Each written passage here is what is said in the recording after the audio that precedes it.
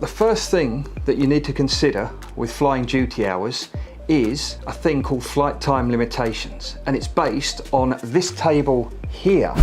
And if you look at this table, you will see that the hours we can work depends on what time of day we start and how many flights in this day we need to do. So if we start at 6 o'clock in the morning and we do 1 or 2 flights, we can do 13 hours. Most of the guys you'll see flying out of Manchester for the home base airlines there will do 2 or 4 flights a day. And say for example we're starting at 10 o'clock in the morning and we're doing 4 flights, we can do 12 hours. And this is without a break. The next thing we need to consider is the difference between duty hours and flight hours. Your duty period is any continuous period where a crew member is required to carry out a task associated with the airline business. So that's from when you check in to getting the aircraft ready, going flying, turning the aircraft around, coming back, and your checkout time to get away from the aircraft and out of the airport, and any briefings necessary, and that's normally half an hour. We then look at the flight duty period. That is the period between reporting to operate a flight and series of flights to when you actually park that aircraft on the last flight of the day. Some airlines like Virgin and British Airways who do long haul flights will have in-flight rest. You're flying along and at some point you will go into the bunks on the aircraft and have a rest and have a sleep. The in-flight rest, it's normally used for very long flights. You will have a relief crew to take over from you. There are different types of rest facility, different classes on the aircraft. And the rest, the minimum amount of rest you get depends on the rest facility and the length of the flight you're doing.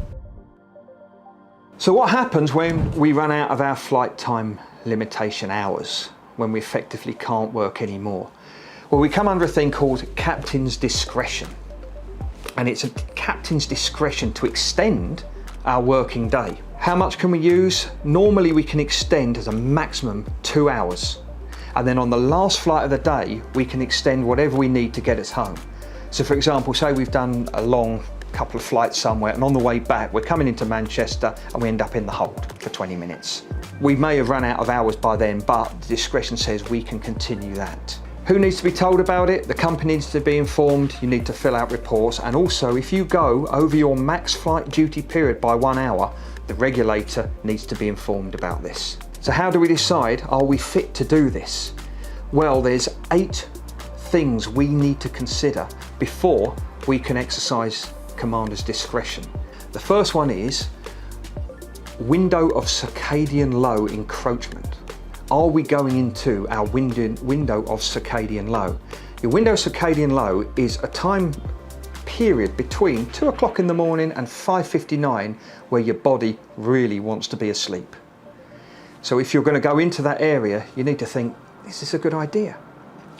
The second thing you need to think about is complexity of the operation and of the airport environment. If you're going into a really difficult airport like Feza did on the sim into Para and Bhutan, where it's a very, very difficult airport to operate in and out of, do you really want to be going there after exceeding your already long flight duty period?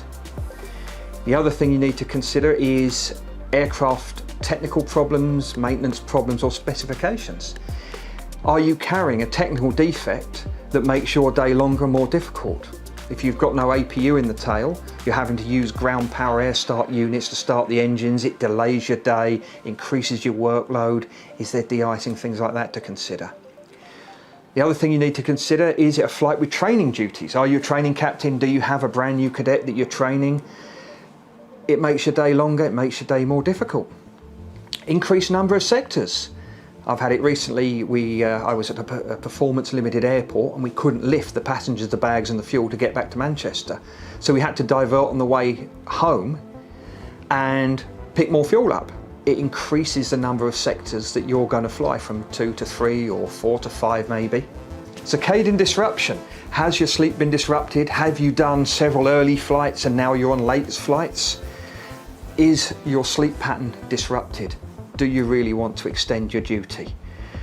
And the last one, the individual conditions of the crew members. How long you've been awake, sleep-related factor, workload, personal life. Are you having a bad time at home? Is something going on in your life that's affecting your ability to concentrate and affecting your tiredness? Okay, so the next thing we have to look at is standby. You have to have cover in case someone goes sick or runs out of hours. And we have different types of standby. We have home standby, so you're sitting at home waiting to be called. Normally you get 90 minutes from the call out to get to the airport, to the aircraft to do your duty. That's all well and good, but if you're doing a super long day where you're really tight on hours, the crew haven't got 90 minutes to wait for you to turn up. So what we like to do is we like to have crew at the airport waiting, ready to go. So we have a thing called airport standby. Now, EASA regulations state that you have to be given accommodation with the ability to control light and temperature and the ability to rest. Not many places in airports have that. So to get around that, what the airlines have is a thing called airport duty, where you are in a crew room with other crew members waiting to be called, and you then have 15 minutes to get to the aircraft and do the flight. They will also use crew to do extra long duties, and they will be significantly rested beforehand to do these extra long flights, and they will be sitting there waiting at the airport. So what is the maximum that we can fly on any given day? Well, we use our table for that, and then we need to work out how much can we fly in a week, in a month, in a year. So the maximum amount we can do is 60 duty hours in 7 consecutive days. We then can do 110 duty hours in 14 consecutive days. The flight time limits are 100 hours of flight time any 28 consecutive days, 900 hours of flight time in any calendar year, and 1,000 hours in any consecutive 12 months.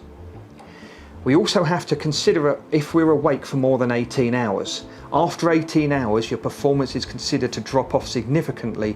If you're going to approach that, then it's really not a good idea for you to continue.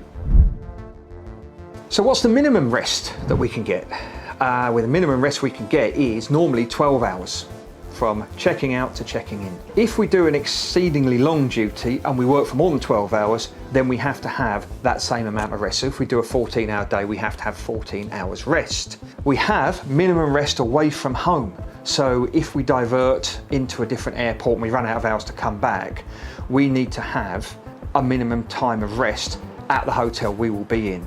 And it will be the same as the previous flight duty, or 10 hours in the hotel with a minimum of 8 hours sleep.